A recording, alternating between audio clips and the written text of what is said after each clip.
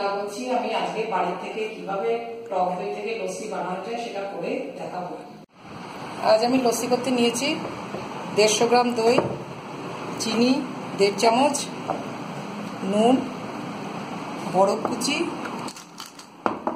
গন্ধরাজ লেবু আর গোলমরিচের গুঁড়ো।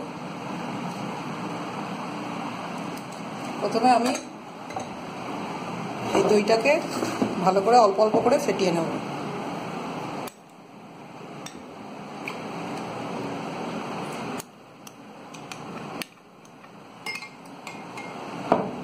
এবার আমি বরফ কুচিটা উপর থেকে দিয়ে দেব। এবার আমি এটাকে খুব ভালো করে চাটাবো যেন কোথাও কোনো চাকা না থাকে। আমি ফ্রিজে ঠান্ডা দই নিয়েছি, এবার এটা ভালো করে তো ফেটে গেছে। এবার আমি এখানে নুন দিয়ে দেব। আমি পরিমাণ মতো নুন দিয়ে দিলাম। চিনি 1.5 চামচের মতো চিনি নিয়েছি আমি, যেহেতু এটা টক দই সেহেতু আমি পুরো চিনিটাই দিয়ে দিলাম।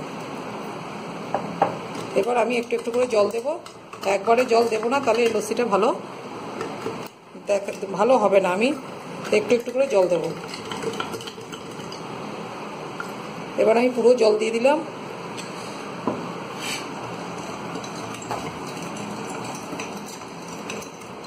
এবার পুরো দইটা এর মধ্যে একদম মিশে গেছে। এবার আমি এর মধ্যে গন্ধরাজ লেবু এরকম আমি এটা নিংড়ে পুরো রসটা দানা ছাড়িয়ে রেখেছি, রসটা এর মধ্যে দিয়ে দেবো।